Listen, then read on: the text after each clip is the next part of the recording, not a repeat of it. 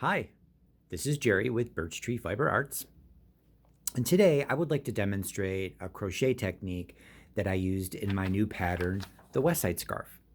Now this pattern is also available for download on Ravelry, and I will include a link to the pattern in the video description below. Now the written instructions for this particular technique are in the pattern, but I thought it would be helpful to have just a short little video to kind of show you how I'm doing this. So the West Side Scarf is a granny stripe scarf, but I included this fun little embellishment that I think just adds like a nice fresh look to it. Now you can add as many of these stripes to your scarf as you want. As you can see in this black one, I added one in every color that I used in the scarf. And in this blue one, wow, I love this blue one.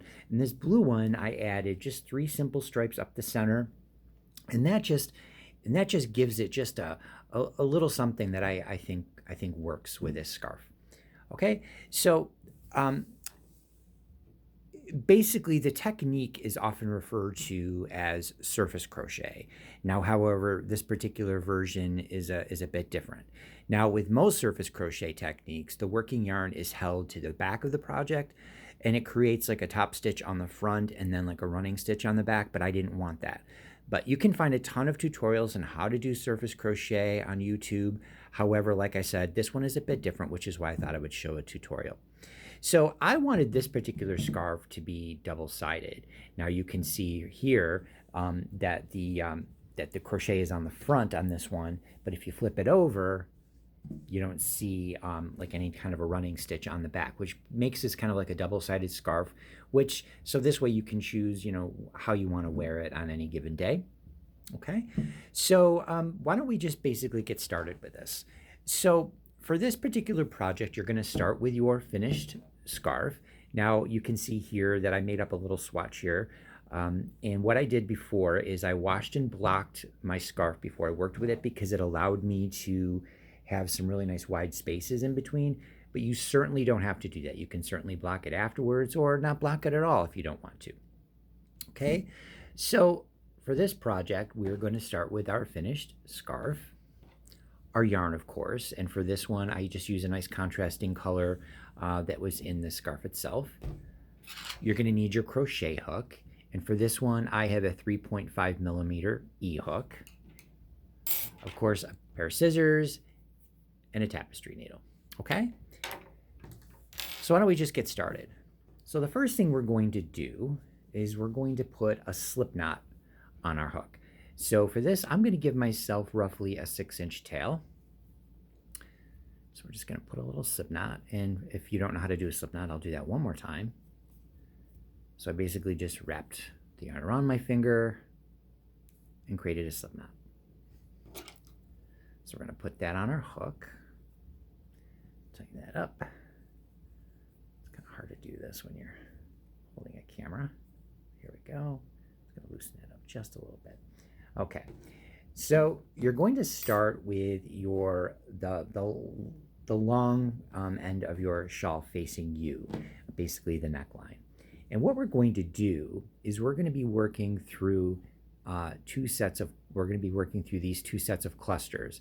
Now I started down the center and then I worked my way out in my original design. So that's what we're going to do today too. So we're going to work through these clusters. So what I'd like to do is I'm just going to kind of turn this way a little bit, because it gives me something to work with this way. It's a little easier to handle. So we're going to start by working through these 2 clusters here.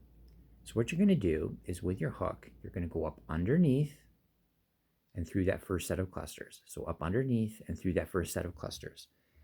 Get that tail out of the way, and you're going to grab a loop, pull it through, and now you're going to have 2 loops on your hook.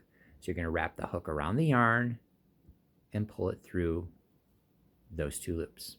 Okay, and that's your first.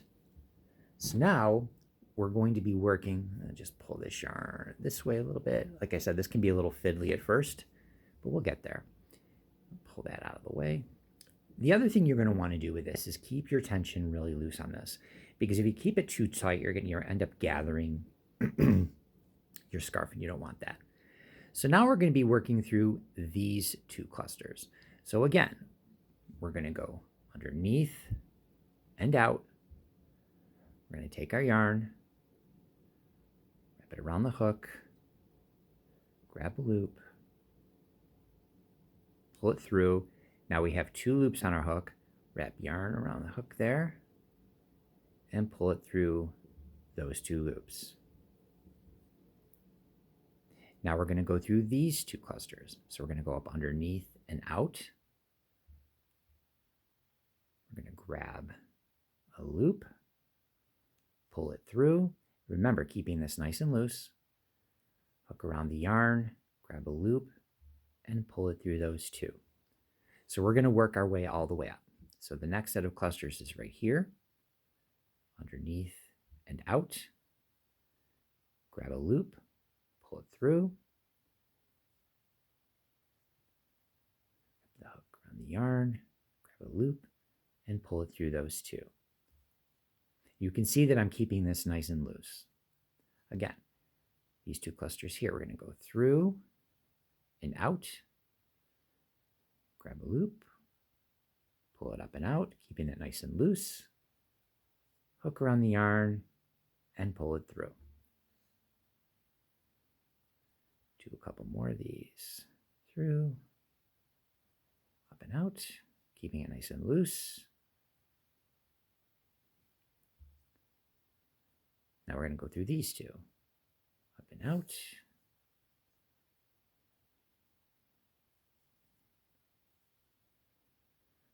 Let me just show you what this looks like really quick. I'm just going to pull that out there a little bit. So as you can see, we've actually created this really nice line, move that out of the way, of stitches. Now you can see I've kept it quite loose, which is good because you don't want to gather it in. Now if there is a little bit of tightness here, all you got to do is just pull it back out and start over again. Now you can crochet up a swatch if you want to practice on this, but even on your finished project, do this a few times, get the hang of it, get the hang of, the tension on your hook and etc. And it just comes together very, very quickly. But I've kept this pretty loose. And then what we'll do is we'll weave in these ends in the end. So let's just continue. So grab our hook. We're going to put that back on there. Again. So now we're going to finish with these 2. So we're going to go through, up and out. We're going to grab a loop, pull it through, keeping it nice and loose. Wrap the hook around the yarn, grab a loop, and pull it through. Now we have one last cluster, these 2 right here. So we're going to go up underneath and out. This one gets a little fiddly. We're going to grab a loop and pull it through, hook around the yarn, and pull it through. Now to finish this off, all we're going to do is tie it off with a single crochet, come in with our scissors. I give myself a nice